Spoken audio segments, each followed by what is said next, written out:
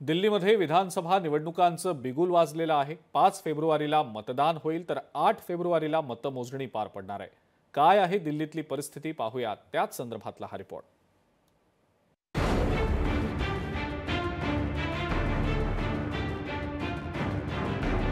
दिल्लीच्या विधानसभेचं ठरलंय।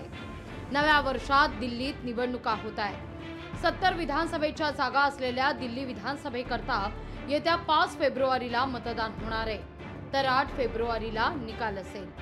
दिल्ली विधानसभेची निवडणूक सर्वार्थानं महत्त्वाची आहे। या विधानसभेत तिरंगी सामना पाहायला मिळेल। दिल्लीकर यावेळी उत्तम प्रकारे मतदान करतील अशी आशा आहे, असं मुख्य निवडणूक आयुक्त राजीव कुमार म्हणतात। दिल्लीमध्ये 70 विधानसभेच्या जागा असून 2.8 लाख मतदार आहेत, जे पहिल्यांदाच मतदान करणार आहेत।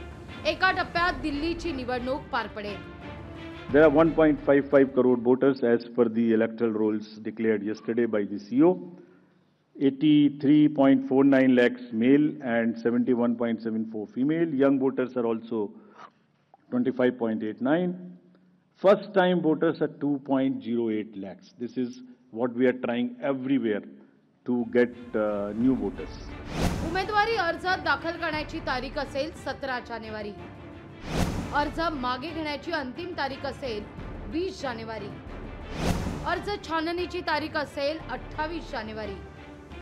तर 5 फेब्रुवारीला दिल्लीत विधानसभा निवडणूक आणि 8 फेब्रुवारीला निकाल लागतोय। ही दिल्लीची विधानसभा निवडणूक सर्वार्थानं का महत्त्वाची आहे तेही जाणून घेऊया। दिल्ली विधानसभेची निवडणूक आप पक्षानं सलग 2 वेळा जिंकली आहे। भाजपला आता दिल्ली काबीज करायची आहे।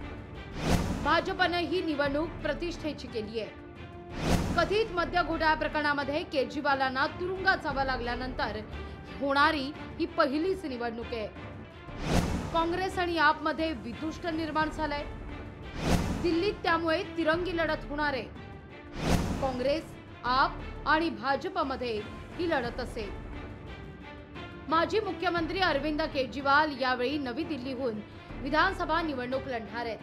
त्यांचा सामना काँग्रेसचे संदीप दीक्षित आणि भाजपच्या प्रवेश वर्मा यांच्याशी आहे। नवी दिल्ली ही VIP सीट आहे। भाजप आणि काँग्रेस दोघांनी आपल्या स्टार नेत्यांना उतरवलंय।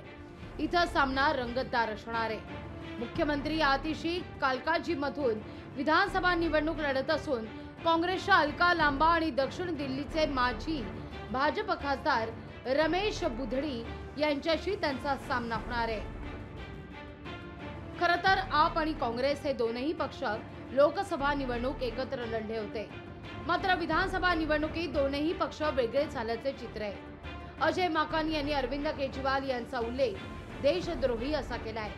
त्यानंतर या प्रकरणावरून दिल्लीचं राजकारण तापलेलं पाहायला मिळत आहे।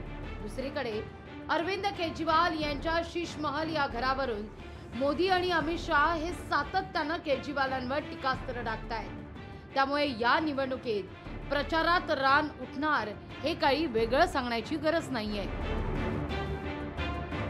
ब्युरो रिपोर्ट, लोकशाही मराठी, मुंबई। लोकशाही मराठी ऐका, पहा, जागरूक रहा।